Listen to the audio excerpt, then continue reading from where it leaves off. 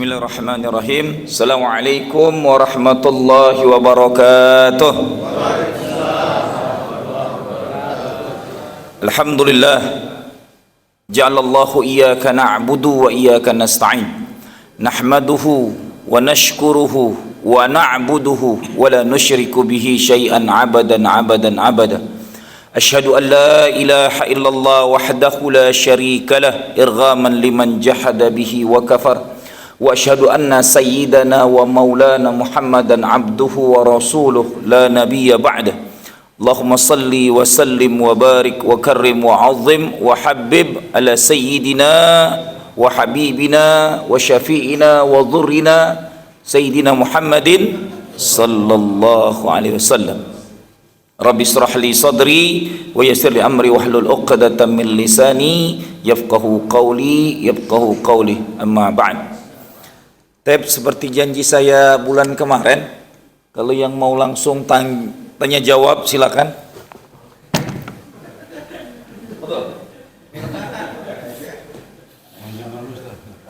Silakan. Saya bilang hari ini kita tanya jawab, silakan apapun. Mudah-mudahan bisa, karena banyak pertanyaan jawaban kemarin nggak banyak tuntas. Nanti dulu. Harus ada tema dulu. Iya, ada tema dulu. Pertanyaan beliau kemarin yang mengusik terkait dengan beliau mempertanyakan jihad itu hanya di medan kita. Yang punya HP-nya ada ayat Quran silakan dibuka. Surat At-Taubah 111 sampai 112. Silakan yang mau membacanya. At-Taubah 111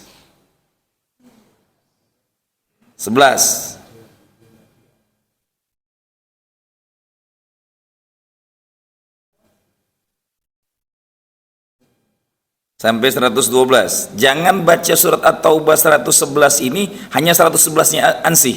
Kalau baca itu semua akhirnya kita memahaminya hanya satu sisi saja.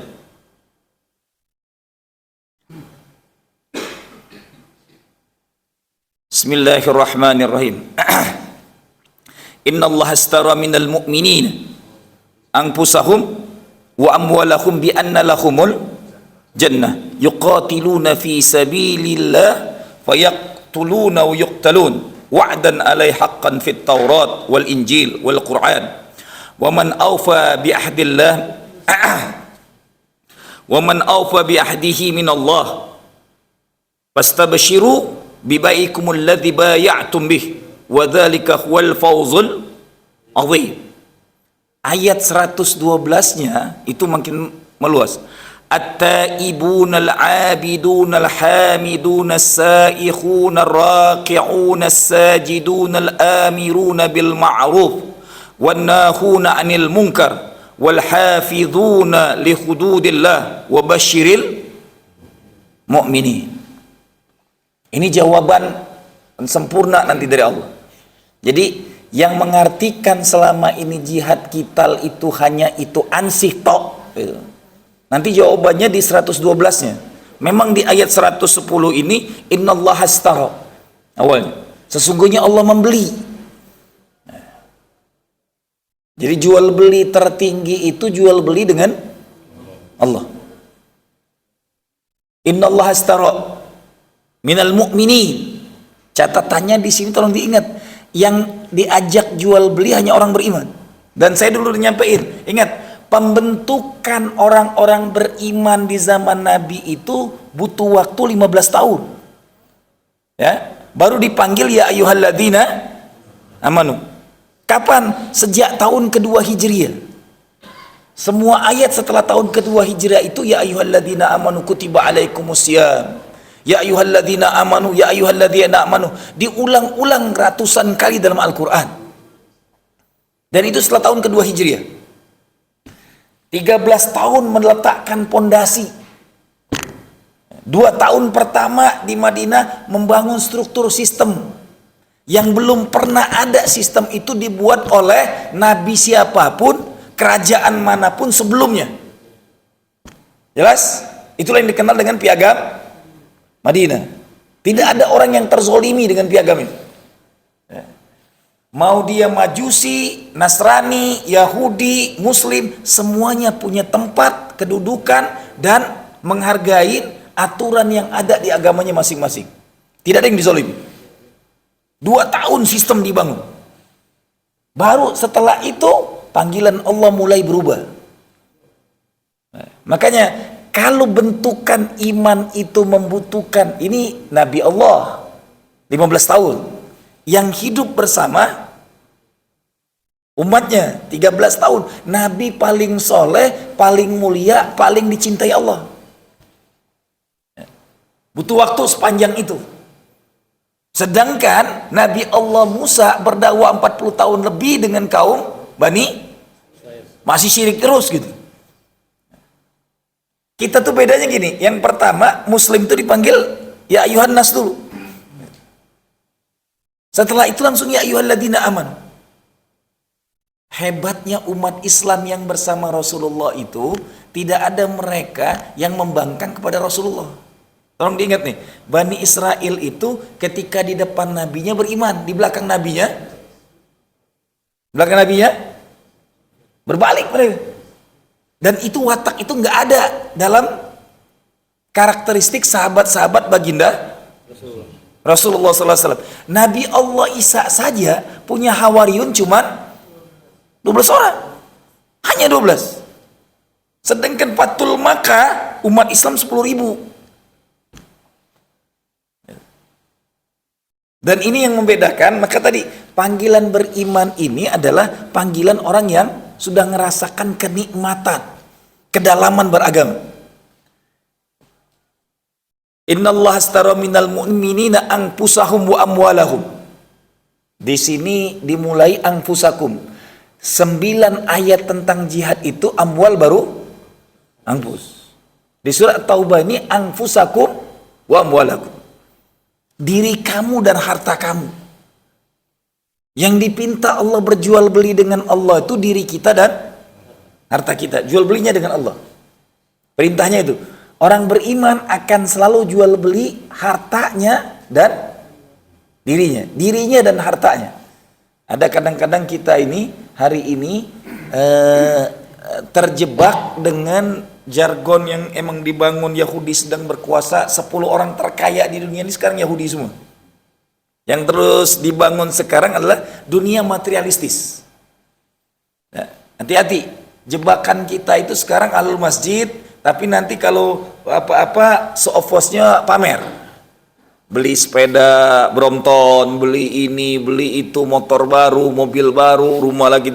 Terus, tolong diingat, bagi seorang muslim itu kaya miskin ujian. Jangan ketika kaya seakan-akan itulah suksesnya muslim. Enggak. Kayaknya seorang muslim di zaman sahabat itu, mereka pastabikul khair, hartanya dihabiskan untuk jual beli dengan Allah. Habis harta Abdurrahman bin Auf untuk jihad. Bukan pamer dunia. Hari ini muslim dibentuk ke sana. Pamernya pamer untuk bangga-banggaan. Sekali lagi, kaya miskin ujian. Ada orang yang siap diuji dengan kemiskinan, nggak siap diuji dengan kaya. Dan itu setelah Allah buktikan berkali-kali cerita itu dalam Al-Quran. Bahkan termasuk sahabat Nabi. Ada yang terjebak. Ada yang tahu awalnya miskin, sahabat ini? Sa'labah. Sahabat Rasulullah. Yang didoakan Rasul, ke masjid pun sarungnya cuma satu, gantian dengan istrinya. Sudah kaya, apa bahasanya? Hadza min fadli. Semuanya ke masjid udah nggak lagi, datang ke taklim Rasulullah udah nggak sama sekali, hilang deh.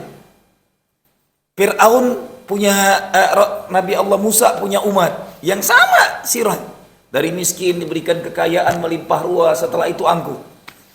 Kayanya nggak kepala, kunci kekayaan zaman itu kunci itu. Kunci kekayaannya itu adalah berapa gerobak? Hah? Kuncinya doang ini ya. 8 sampai 12 gerobak, kalau sekarang ini truk lah gitu. Kuncinya doang gitu. Mulai dia sombong dengan angkuhnya. Habis hartanya dengan dirinya langsung ditelan oleh Korun. Meninggalnya di Mesir, orang Indonesia nyari harta Korun di sini, gobloknya gitu. Kagak nyambungnya gitu. Nggak nyambung banget ya, harta Korun gitu. Nauzubillah min dzalik gitu. Ini kiasan saja jalannya harta Korun. Di mana-mana nyari harta Korun. Udah Allah beri tamtsil. Allah beri perumpamaan. Kekayaan itu bagi seorang muslim ujian. Yang terbaik kaya itu, innallaha astara minal mu'minina anfusahum wa amwalahum bi anna lahumul jannah. Jual belinya dengan surga. Jual tuh dirimu dan hartamu untuk Allah.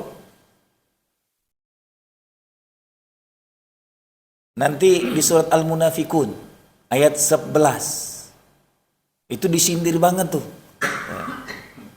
Orang-orang yang sudah mati itu pengen hidup lagi untuk itu aja mintanya. Tahu nggak antum, ayat itu bukan untuk kita sekarang yang hidup. Itu nyinggung antum, nyinggung ana dengan antum. Hei ente yang masih hidup, orang mati itu butuh infak sodako dari ente. Bahasa kasarnya anak gini, banyak di antara kita bangga banget numpukin harta, mati anak ente ribut, kena azab duluan siapa? Hah? Orang tuanya yang dikubur.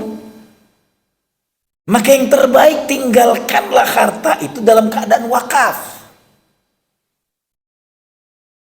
Lihat nanti hadis tentang kematian. Iza mata ibnu Adam in qata'a amalahu illa min thalasin. Yang pertama shadaqatin. Antum tahu arti shadaqah jariyah itu? Wakaf.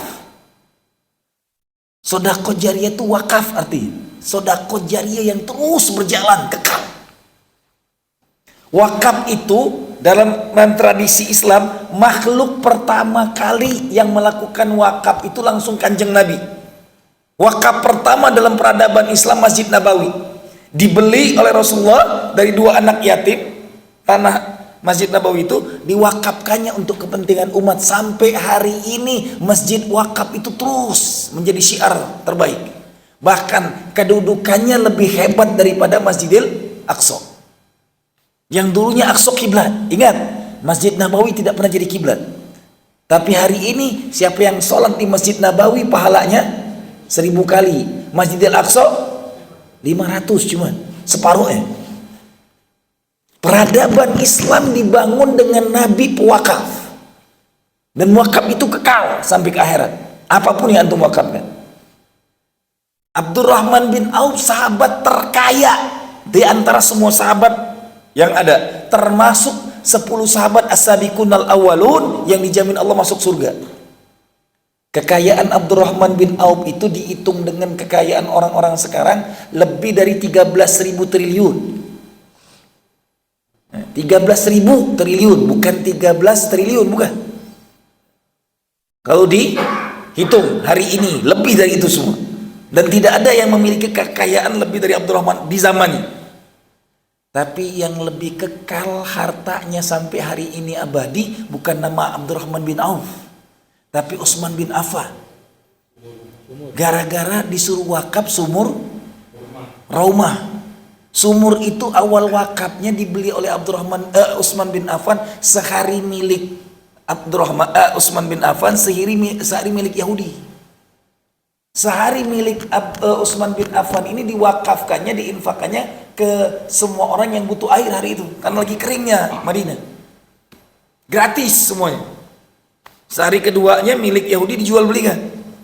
Karena tiap hari kayak gitu caranya, bangkrut deh. Akhirnya hari keduanya dijual lagi ke Utsman bin Affan, dibeli dan diwakafkan. Lihat. Hari ini antum kalau ke Mekah banyak banget hotel-hotel tulisannya wakaf Utsman bin Affan. Kekalnya wakaf tuh 1400 tahun lebih. Sampai hari ini masih ada. Kekayaan sahabat mulia Abdurrahman bin Auf sudah nggak kelihatan lagi. Udah habis ditelan zaman. Tinggal cerita peradaban yang ada. Tapi hasil wakaf kekal.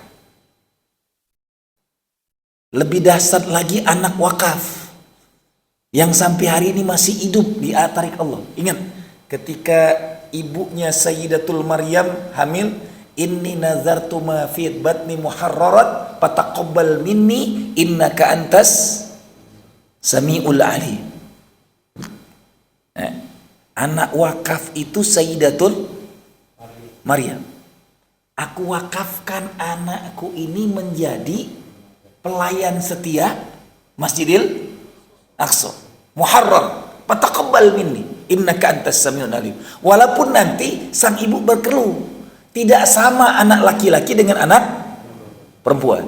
Karena tradisi Bani Israel yang diwakafkan menjadi penghamba setia, pelayan setia Masjidil Aqsa itu adalah kaum laki-laki.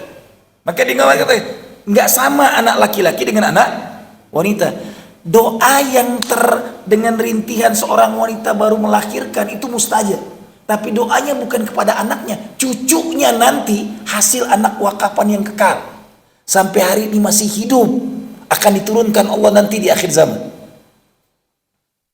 Begitu dahsyatnya wakaf. Ada makhluk wakapan sampai hari ini masih hidupnya kekal dan tidak pernah dicabut nyawanya, jasadnya masih ditarik di langit. Jadi jual belilah dengan Allah sebelum kita mati. Orang mati saja bahasa kias, bukan artinya dia pasti hidup, nggak. Orang mati itu minta hidup untuk berinfak. Singgungannya ana dengan antum punya nasab, punya orang tua, punya kakek buyut, wakafin atas sama dia, infakin tiap hari sama dia. Kalau antum tiap subuh berinfakkan celeng masjid, namakan mayit. Automatically nggak usahkan nama antum dapat pahalanya. Jelas? Nggak usah jauh-jauh kita memberi makan orang berpuasa saja tanpa mengurangi pahala orang berpuasa kita dapatkan. Tambah lagi ketika saya masukkan uang 10.000, 50.000, 100.000 kencelan, ya Allah, aku berinfak hari ini atas nama ayah dan ibuku, atas nama semua keturunanku. Setiap hari ada orang yang diazab di kubur akan berubah karena wakaf, sodako, infak dari nasabnya. Maka mari berdagang dengan Allah hari ini, karena perintahnya berdaganglah dengan Allah dengan dirimu dan amwalakum bi anna lahumul jannah. Jual belinya langsung dengan surga. Yuqatiluna fi sabilillah wa yaqtuluna wa yuqtalun. Terbunuh kamu di jalan Allah atau membunuh kamu di jalan Allah. Ini yang beliau sandarkan. Inginnya adalah qital. Jihad tertinggi itu qital. Benar, paling tinggi di sini dua, terbunuh atau membunuh. Wa'dan alaihi haqqan fit Taurat wal Injil wal Quran. Semua cerita ini adalah cerita yang hakiki dan benar yang ada dalam Taurat, dalam Injil dan Al-Quran. Ingat, tiga agama ini ngajarkan jihad sama perintahnya. Berdaganglah dengan Allah. Yang dijanjikan cerita ini ada dalam Injil, dalam Taurat dan dalam Al-Quran. Satu, wa man awfa bi ahdihi minallah. Barang siapa yakin dengan awfa, janji Allah Subhanahu wa taala. Fastabshiru bi bai'ikumul ladzi bay'atum. Berikan kabar gembira kepada orang-orang yang berjual beli dengan Allah. Bay'atum. Wa dzalika huwal fawzul azim. Dan itulah kemenangan yang hakiki. Berdagang dengan Allah lah kemenangan yang paling utama. Nggak cukup sampai situ, sambungan ayatnya baru at-taibun wal abidun, orang-orang yang sungguh-sungguh bertaubatnya, orang-orang yang berjihad sungguh-sungguh, abidun, menghamba kepada Allah, alhamidun. Karena ayat ini langsung at-taibun, abidun, nyambung dari atas. Jadi jihad itu bukan cuman kita, orang-orang yang berjihad dengan taubat, serius dengan Allah, orang-orang yang berjihad serius beribadah kepada Allah, totalitas ibadahnya, Orang-orang hamidun yang selalu memuji Allah, bersyukur kepada Allah dengan totalitas bersyukur dan dengan berjihad syukurnya. Orang-orang saihun, ini kita sekarang. Saihun itu pengembara ilmu, ya. Orang-orang yang mencari ilmu syariat, ilmu Allah. Kemudian ar-raki'un sajidun. Raki'un sajidun, orang-orang yang sholat. Sungguh-sungguh totalitas sholatnya. Wal amiruna bil ma'ruf wan nahuna 'anil munkar, dan totalitas berjihad menegakkan amal ma'ruf nahi, meminjam bahasanya Habibana, kalau amar ma'ruf umat Islam ini siap, nahi mungkarnya yang sedikit. Keduanya diperintahkan, digandeng. Amiruna bil ma'ruf wan nahuna 'anil jihad itu. Tapi jangan artikan jihad hanya jihad kita. Antum taubatan nasuha jihad. Ibadah antum totalitas jihad. Antum bersyukur dengan segala nikmat Allah jihad. Antum menuntut ilmu, mengembara ilmu itu jihad gitu. Salat antum yang benar-benar menikmati salat itu jihad. Baru setelah itu al-amiruna bil ma'ruf wan nahuna 'anil munkar wal hafizuna li hududillah. Orang yang menjaga perjanjiannya dengan Allah. Kita ini ada perjanjian dengan Allah kan? Dalam surat Al-A'raf, alastu bi rabbikum? Qalu bala. Yang menjaga perjanjiannya. Perjanjian kita dengan Allah itu kita jadi hambanya. Mengakui eksistensi Allah Rabbuna, maka tidak boleh ada kesyirikan. Di sini jelas, wal hafiduna li hududillah wa basyiril, beri kabar gembira kepada orang-orang beriman. Jadi ini jawaban yang antum tanyakan. Jihad itu dalam Islam tidak hanya medan. Bagi yang ada di medan peperangan baru tidak boleh inkhiraf. Tahu ini khiraf? Hah? Menyimpang, lari, sembunyi, gitu. Buat acara sendiri, gitu. Dan itu sudah dibuktikan oleh seorang sahabat, yang akhirnya dikucilkan oleh Rasulullah dan para sahabatnya dengan mujahad. Lihat nanti. Orang yang pernah inkhiraf dari medan jihad dan taubatnya totalitas serius, nggak ditegur, nggak disapa oleh Rasulullah, uzlah dia ke atas gunung, turun ke muka bumi, beri kabar kepada, baru perintah Allah, beri kabar kepada dia, taubatnya diterima, ikut sholat berjamaah, salam nggak dengan Rasulullah, ketemu nggak dengan Rasulullah? Lah, dia tidak bertemu dengan Rasulullah, dia meninggal dalam keadaan sujudnya.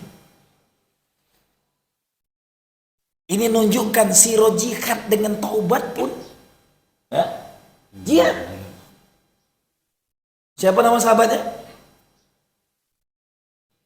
Ada yang tahu? Halo? Ini ulama semua ini, ngaji terus ini, pengembara ilmu ini. Coba cek lagi. Sahabat yang ketika jihad dia nggak pergi, setelah itu dikucilkan. Sampai turunlah perintah Allah. Taubatnya diterima. Dan dia sholat berjamaah di Masjid Nabawi. Dengan tangisan sholatnya, dia dalam rukuknya tidak bangun kembali. Itu nunjukkan Al-Quran ini menceritakan jihad bukan sektarian. Paham? Paham ya sektarian? Bukan kelompok-kelompok kecil yang hanya jihad kita. Taubatan nasuha yang totalitas jihad. Lihat di sini, abidun menghamba kepada Allah yang totalitas. Nanti ayat ini ada hubungannya. Enggak ada yang buka Quran ini ya? Apa enggak ada yang bawa HP ini? Ada. Fadol. Coba sambungan ayat ini di surat Al-Ahzab ayat 35. Nyambung ke sana. Silakan. Al-Ahzab ayat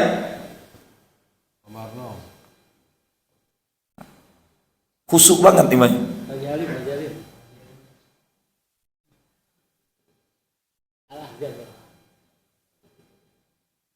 Al-Ahzab ayat 30.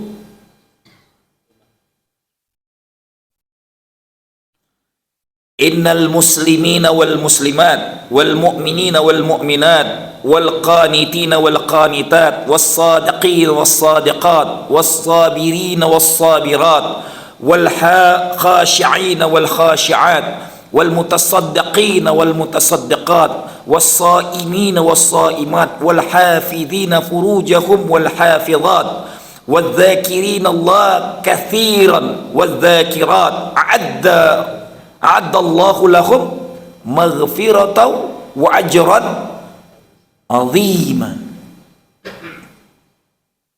Setamsil dengan ayat tadi di ayat 112-nya. Ini dipertegas lagi, bukan cuman untuk sesungguhnya muslim laki-laki dan muslim perempuan, muslimah, mukmin dan mukminah, muttaqin, qanitina wal qanitat. Laki-laki yang beriman, laki-laki yang bertakwa dan wanita yang bertakwa. Shadiqina was shadiqat. Wanita yang jujur, laki-laki yang jujur. Sabirina was sabirat. Orang yang sabar, wanita dan laki-laki yang bersabar. Hafidhina wal hafidhat, khashi'ina wal khashi'an. Ingat, tuntutan salat itu perintahnya khusyuk. Ada hubungannya lagi surat ini nanti ke surat Al-Mu'minun. Qad aflahal alladzina hum fi salatihim khashi'un. Perintah dalam Al-Quran itu yang dibukakan, qad aflahal mu'minun. Dibukakan semua tabir-tabir itu kepada orang beriman. Tabir pertama yang dibukakan untuk orang beriman, alladzina hum fi salatihim. Karakter utama ciri orang beriman tuh sholatnya khusyuk. Kalau kita sholatnya belum khusyuk, lam yu'min. Tambah lagi sholatnya bablas. Bismillahirrahmanirrahim. Yang keburu-buru. Nauzubillah min dzalik. Semoga kita tidak masuk dalam golongan itu. Baik, di sini disebutin lagi al-khashi'ina wal khasi'at. Orang-orang yang khusyuk salatnya. Wanita yang khusyuk, laki-laki yang khusyuk. Wal mutasaddiqina wal mutasaddiqat. Yang laki-laki tukang berinfak dan wanita tukang berinfak. Was-shaimina was-shaimat. Laki-laki tukang puasa dan wanita tukang puasa.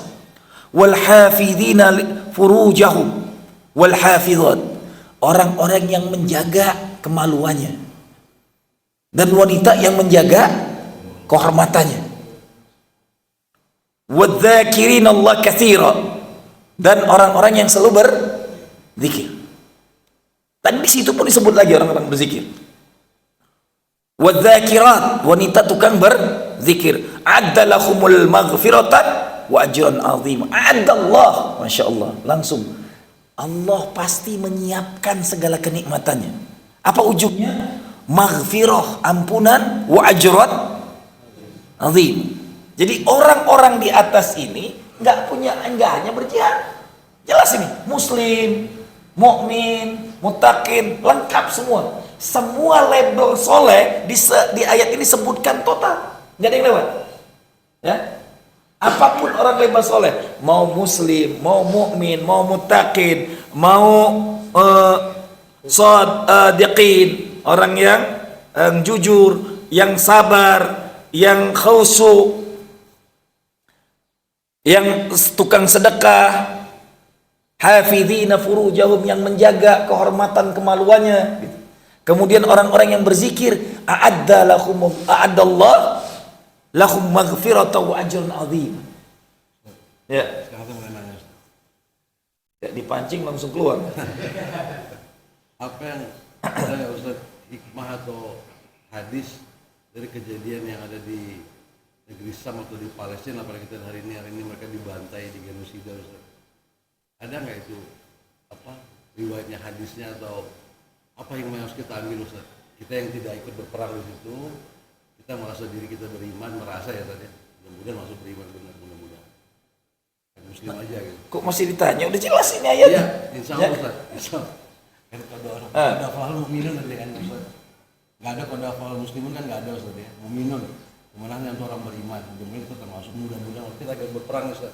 Sekarang pertanyaan saya, hikmah apa yang bisa kita ambil dari kejadian yang ada perang di negeri Sam hari ini dan itu sudah bertahun-tahun, berpuluh tahun di mereka dibantai Ustaz.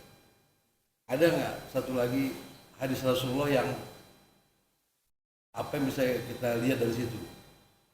Atau menyatakan itu Ustaz. Makasih Ustaz. Terkait hadis akhir zaman ini ada 400-an lebih sirah tentang hadis akhir zaman sebelum masuknya Al-Malhamatul Kubra. Lengkap, detail banget, termasuk memang ya Syam itu salah satu gejolak tertingginya.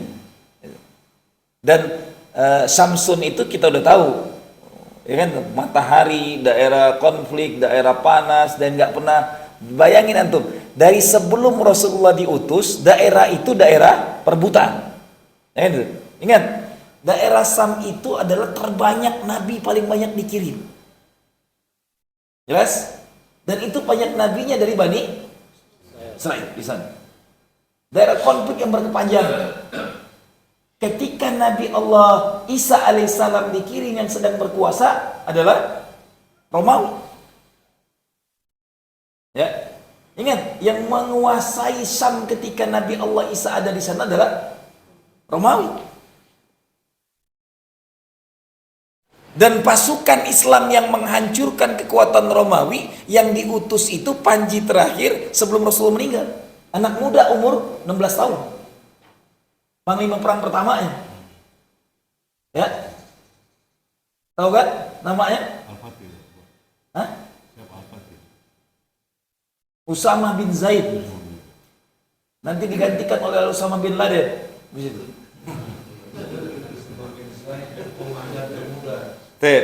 Usama bin Zaid itu adalah dapat gelar 2 dia sebenarnya. Dari tadinya anak cucu angkat Rasulullah, dari anak angkat Rasulullah menjadi anak Rasulullah. Karena ibunya dinikahi oleh Rasulullah.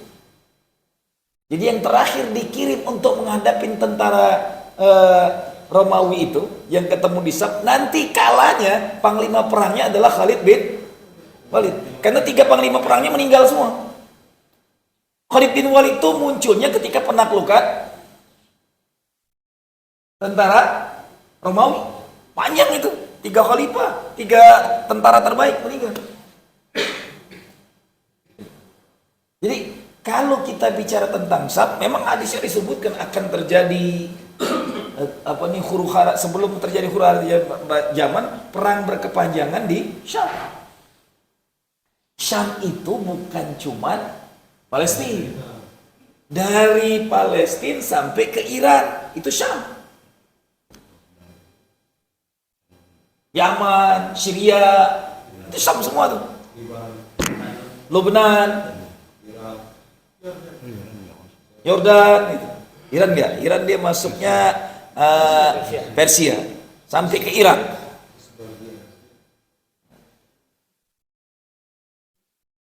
Ini Ustaz. Tapi nanti munculnya tentara terbaik dari Persia. bukan Isfahan itu Yahudi. Apa? Yang tentaranya Imam Mahdi ini dari Khurasan. Khurasan dari generasi Tan ini. Afghanistan yang kemarin dijajah habis-habisan Amerika dengan Palestina, Uni Soviet, hilang tunggang langgang semua. Begitu. Dan dia merdeka dengan cuma-cuma nih. Senjata dapat banyak banget gitu. Wallahu alam, apakah sekarang tentara itu sudah mulai bergerak? Allah alam sunnah. Ini Ustaz. Belum terjawab Ustaz. Jadi apa yang bisa kita ambil hikmah atau kita merasa diri kita beriman? Kita ngeliat kejadian orang-orang Palestina misalnya dibantai sekarang Ustaz. Kan orang tuanya dibunuh, ibunya dibunuh, anaknya masih kecil masih hidup. Jadi mereka punya rumah, punya tempat yang layak. Akhirnya mereka makan aja susah, harus makan rumput atau barang apa makanan bekas gitu. Tapi mereka tetap yakin dengan Allah gitu. Apa itu ada nggak? Gitu kalau yang Rasulullah bilang kita lihat supaya mereka kita contoh atau gimana? Hadisnya kan sahih, Rasulullah menyabdakan yang dicemburuin oleh para sahabat itu adalah kita ini. Umat akhir zaman yang tidak bertemu denganku, mereka ibadahnya melebihi kalian. Kan hadisnya sahih sampaikan Rasul. Dan sahabat cemburu dengan umat itu. Dan ini terjadi hari ini. Lihat, mau diungsikan, direlokasi kemanapun mereka nggak mau. Tanah lahir dan tanah hidup kami di sini. Nah, dan kami asli orang Palestina. Mau dibombardir gimana pun kami asli di sini hidup. Dan mereka nyaman dengan semua apapun kehancurannya. Karena akidahnya luar biasa. Ini masalah akidahnya yang sudah hakul yakin dengan Allah. Dan ternyata salah satu pemasok pembantai muslim terbesarnya negeri muslim sendiri. Ya kan gitu. Ada di Jazirah Arab pula gitu. Yang ulama-ulamanya dikit-dikit ceramahnya bid'ah. Ternyata amal anarnya mereka lakukan secara muslimnya sendiri. Afwan ya akhil karim, membunuh seorang muslim itu dalam Al-Quran disebutkan lebih hina daripada membunuh seluruh manusia. Satu muslim aja dibunuh.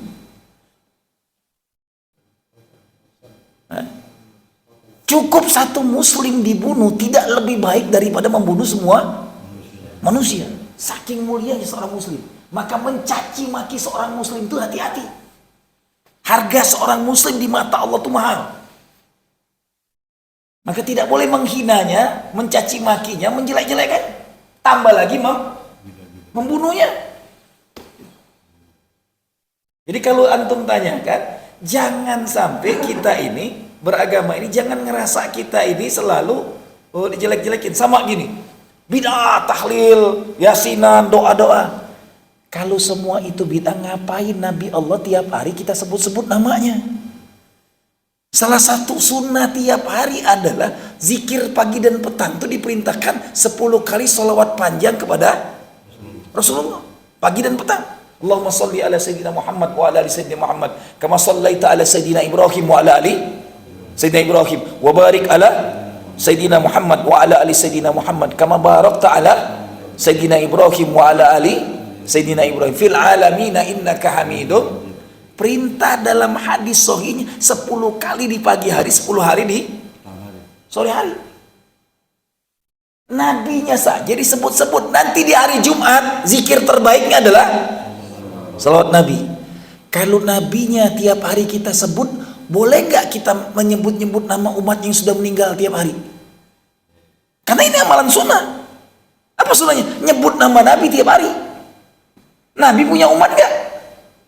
Boleh nggak kita menyebut namanya dengan takziah, dengan tahlil umat Rasulullah? Logikanya nabinya tiap hari kita sebut. Karena memahami hadisnya mangkrak, tekstual gitu-gitu aja, nggak ada terjemahan lain, jadi kacau semuanya.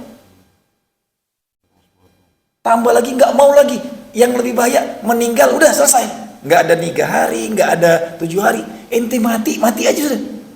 Nabi Ibrahim aja doanya setelah Rabbi ij'alni muqimas sholati wa min dzurriyyati Rabbana wa taqabbal doa, di bawahnya Rabbana ighfirli wali walidayya, diteruskan walil mu'minina yauma yakumul hisab.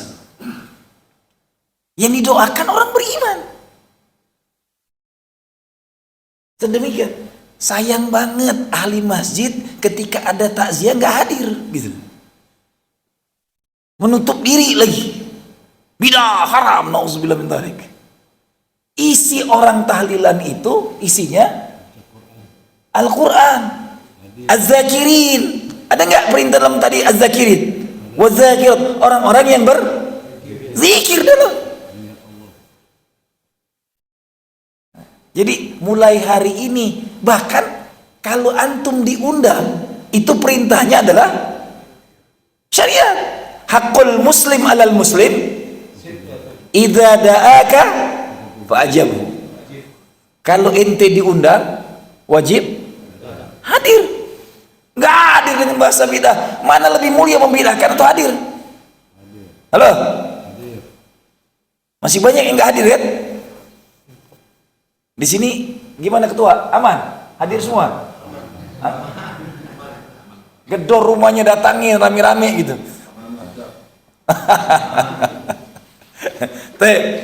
Inilah pemahaman yang harus kita paham. Jadi ayat ini yang saya sampaikan tadi, yang ditanyakan beliau, jihad itu tidak hanya letterlek ansi, hanya medan kita. Satu, semua amalan itu bermuara kepada jihad, semuanya. Nah, baru dari semua pertanyaan ini kesimpulan saya yang pertama, inilah hari ini dakwah dan tabligh kita ini terkungkung kepada kajian-kajian yang sifatnya globali. Anda pengen hari ini memahamkan dengan detailnya. Dalam beragama ini ada dua yang pendasar yang harus direfleksi. Kalau bahasa anak gini, HP kita itu kadang-kadang baru 2 bulan 3 bulan diinstal lagi. Kan gitu. Kapan kita menginstal syariat kita? Ada dua hal yang paling penting dalam beragama yang tidak boleh dilepaskan dari kehidupan seorang muslim. Ada amalan fardu ain, ada amalan fardu kifayah. Fardu ain itu ikatan diri kita, setiap muslim wajib melakukannya, nggak bisa lepas. Itu fardu ain. Fardu kifayah kewajiban secara kolektif. Fardu kifayah itu cukup satu orang di antara kita yang hafiz Quran satu kampung udah selesai, nggak harus semuanya ngapal Quran. Fardu kifayah itu cukup satu orang Bilal yang bisa memandikan mayit, tidak harus semua orang bisa mandikan mayit, itu fardu kifayah. Kadang-kadang sekarang ini mandikan mayit diajarkan rame-rame, yang fardu ain dihilangin. Kajian-kajian fardu ain hari ini hilang. Gitu. Ceramah dengan berbagai macam kitab kajian, yang fardu ain itu adalah urusan-urusan rukun Islam, itu fardu ain. Ngapal Quran fardu kifayah, belajar Quran fardu ain. Ulama paling hebat yang bukan ceramah kayak anak di sini, ulama paling soleh itu yang ngajarin antum, anak-anak antum baca Quran. Karena mereka melepaskan dari fardu ain. Syariat yang paling utama itu, ini yang selalu ulang-ulang, masjid yang sibuk cuman ngajarin umat ceramah tiap pekan, Sabtu Ahad ada kajian, hari Sabtu nanti ada hari libur ada kajian lagi. Tapi ada umatnya yang nggak bisa baca Quran, masjidnya nggak peduli, siap-siap imam masjidnya, ketua masjidnya, pengurus masjidnya, jamaah masjidnya dikejar oleh Allah sampai ke akhirat. Demi Allah, ana berkata dengan sumpah, demi Allah, Rasulullah sebelum meninggal semua Madinah tidak ada orang yang buta huruf. Tahapan awalnya haulal Masjid Nabawi diselesaikan, terus melebar. Antum lihat sebelum Rasulullah meninggal, Ahlus Sufa disebar. Siapa Ahlus Sufa? Orang yang paling pandai baca Al-Quran dan hafiz Quran 30 juz. Ketika 70 orang Ahlus Sufa meninggal, Rasulullah marah besar.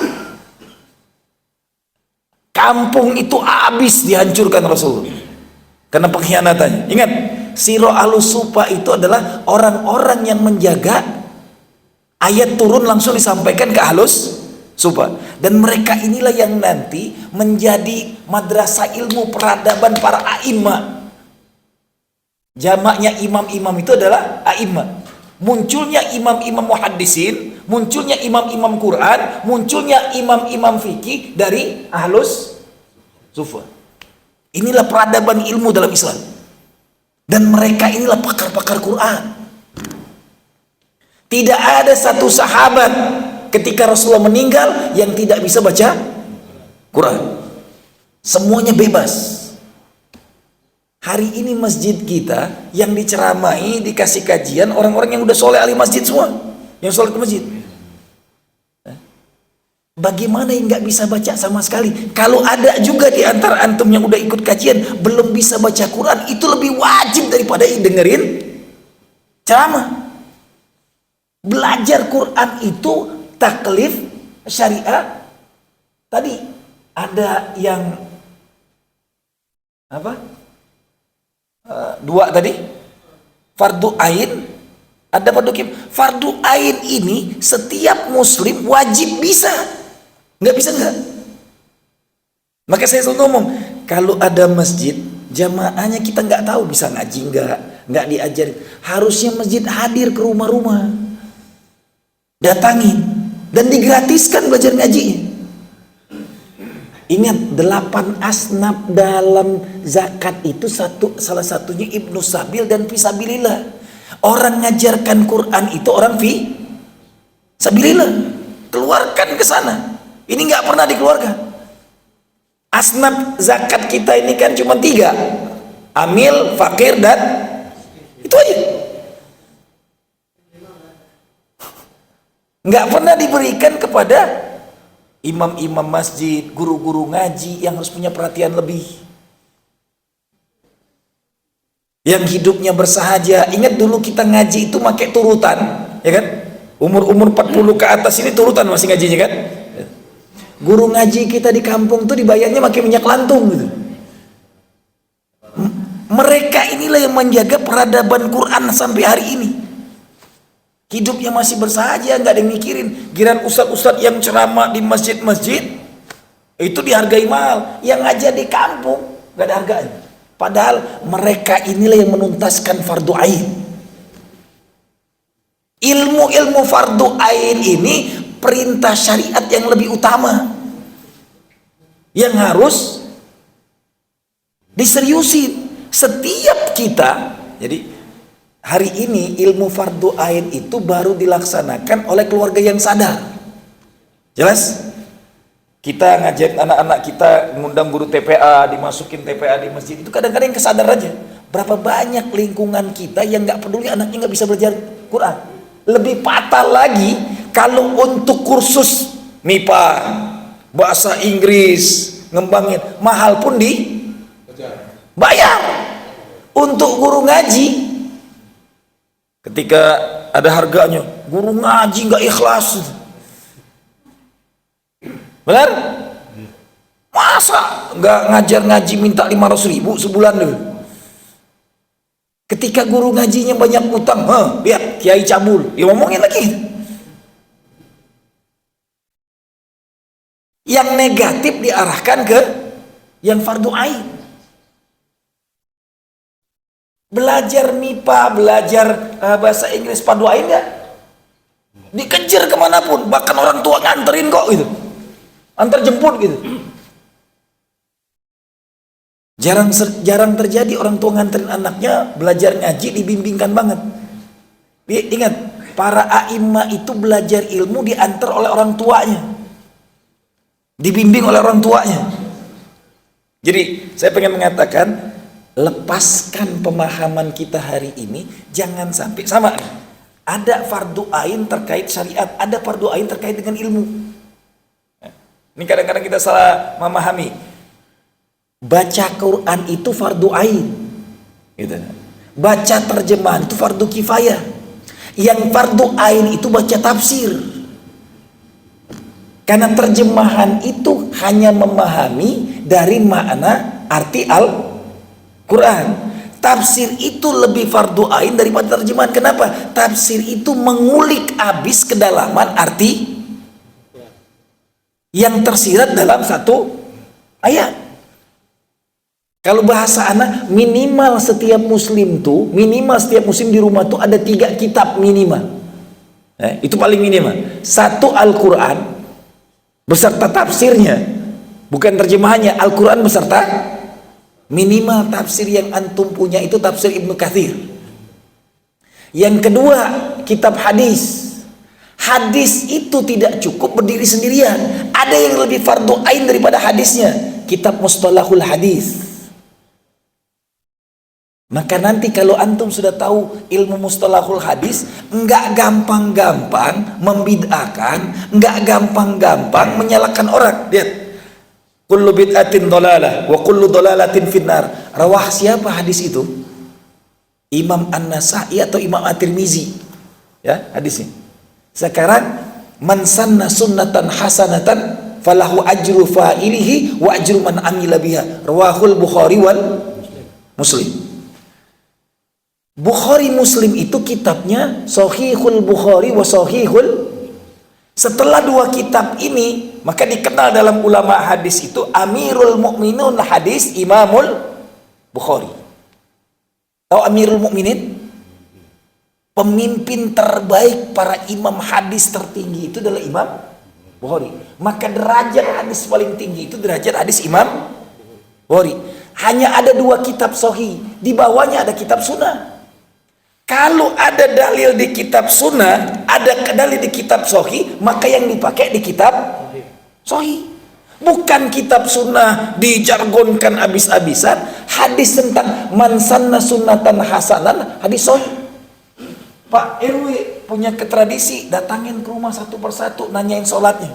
Setelah itu Pak RW bilang, aku wasiatkan ya, setelah aku tidak jadi RW, siapapun yang jadi RW-nya, amalkan yang ku amalkan. Dapat gak pahala jariah? Itu sunnah. Hadisnya sahih. Kenapa yang dibesar-besarkan kullu bid'atin? Yang ini gak pernah dieksploitasi di kitab sahih. Karena kita cuman bahasa hadisnya saja, enggak pernah belajar ilmu memahami hadisnya. Pak Ketua, harusnya mulai sekarang dispesifikin nih masjid, ada 8 hari kajian, buka kitab. Saya lihat kitab Tibyan sudah dikaji di sini kan? Ya, kitab Mustalahul Hadis kaji pula, karena ini lebih fardu ain daripada baca hadisnya. Ya, hadis Riyadhus Shalihin hadisnya, tapi lebih penting adalah Mustalahul Hadisnya. Agar umat ini tahu, oh siapa, apa itu rijalul hadis, apa itu matan hadis. Ya kan itu? Apa itu rawi? Gitu. Jadi enggak gampang-gampang. Hari ini kan kita ngaji ini cepet banget, nerima asal jadi aja. Ngelihat orang jenggot panjang pakai isbol, wah ini trendy, diikutin banyak. Tapi basic awal beragama, ilmu-ilmu fardu ain enggak di dalamnya. Beragama itu yang paling utama, paham dulu ilmu fardu ain. Gampangnya hari ini kalau antum searching aja, minta dengan ChatGPT, tolong jelaskan dengan detail tentang ilmu fardu ain, beserta video-videonya keluar semua nanti. Ini enggak dengerin ceramah video, yang ini didengerin cuplikan, ini cuplikan, bosen ini lari ke video ini. Ujung-ujung yang didapatkan bukan memahami dasar beragama yang baik. Jelas? Pertanyaan antum selama ini berbolak-balik, selama kita tidak punya pondasi peradaban ilmu yang benar, kita akhirnya ngerasa keraguan dengan beragama. Ketika sudah punya pondasi pemahaman fardu ain itu yang paling utama, dan kita bagian daripada orang-orang yang sudah ke masjid. Ingat, jaminan surga Firdaus itu bagi orang yang sudah ke masjid. Surat ayat ke-9 dari surah Al-Mu'minun itu, alladzina hum ulaika humul warisun alladzina yarisunal firdausahum fiha. Siapa orang-orang yang alladzina hum ala salatihim yuhafidhu. Surat ke-9, orang-orang yang menjaga solatnya di awal waktu, mereka lah pewaris kami, kata Allah. Surat ke-10, alladzina yarisunal firdausa hum fiha khalidun. Jadi antum yang sudah sholat ke masjid 5 waktu ini sudah ada jaminan masuk jannah firdaus. Amin ya rabbal alamin. Bukan karangan ana, yang ngomong langsung surat Al-Mu'minun ayat 9 sampai 11. Ulaika humul alladzina hum ala salatihim yuhafizun. Orang-orang yang selalu menjaga sholatnya. Enggak mungkin jaga sholat kalau enggak sholat di awal waktu. Jelas? Penjaga sholat itu orang yang sholat di awal waktu pasti di masjid. Tempatnya di mana? Apa kata Allah? Rewardnya, ulaika humul warisun. Mereka lah pewaris kami. Banggalah antum ketika antum ahli masjid, antum pewaris Allah. Apa yang diwariskan oleh Allah? Alladzina yarisunal firdausa hum fiha khalid. Mereka lah pewaris surga Firdaus yang kekal di dalamnya selama-lamanya. Surga paling a'la, paling mulia, paling tinggi, paling azim, jannah Firdaus. Nikmatilah selalu sholat di masjid, karena kita pewaris jannah termulia. Ingat, pas mau ke masjid Firdaus, jangan kayaknya sholat ini berat banget gitu. Bahagia, pewaris surga kita ini bukan sembarangan. Kalau orang sedang mewarisin surga, mulutnya bahasanya nggak lagi jelek, nggak lagi caci maki, jelas, nggak lagi menghina saudaranya, karena dia sudah mewarisi tempat paling mulianya. Semoga kita semua pewaris jannahnya Allah Firdaus, amin ya rabbal alamin. Tab 6:30 lewat. Saya cuma mengatakan, tolong sedikit demi sedikit mulai dibedah kembali ilmu-ilmu fardu ain. Dan itu taklif syariah, setiap kita harus memahaminya. Ya, tadi buku sirah harus punya. Suruh beli buku sirah pun belum dibeli. Sirah, hadis saran saya yang dibeli kalau emang punya duitnya, beli kitab Bukhari. Setelah beli kitab Bukhari, beri ilmu mustalahul hadis. Sebelum baca kitab Bukhari, baca dulu ilmu tentang memahami hadisnya, agar nggak salah membacanya. Makanya perlu dengan dibimbing oleh ulama yang pahamnya. Saya di pesantren belajar ilmu mustalahul hadis 4 tahun, agar tahu kerangka dasar memahami hadis. Belajar Al-Quran fardu ain. Setelah itu bukan belajar terjemahan, yang penting tentang ilmu tafsirnya. Tafsir paling mudah diajarkan di negeri ini, di pesantren diajarkan tafsir Jalalain. Jalalain. Kalau dipelesetkan orang jalan lain gitu, itu beda lagi. Saya cuma mengatakan Jalalain itu tafsir paling gampang karena terjemahnya pendek, tapi tafsir paling bagus dan penjelasannya detail Ibnu Katsir. Wallahu a'lam bishawab. Semoga kita mendapatkan kemuliaan dari peradaban agama ini dan banggalah menjadi ahlul jannatul firdaus. Billahi taufik wal hidayah wal ridha wal inayah. Kita tutup dengan doa kafaratul majlis. Subhanakallahumma wa bihamdika asyhadu an la ilaha illa anta wa astaghfiruka wa atubu ilaik. Billahi taufik wal hidayah. Assalamualaikum warahmatullahi wabarakatuh. Sallallahu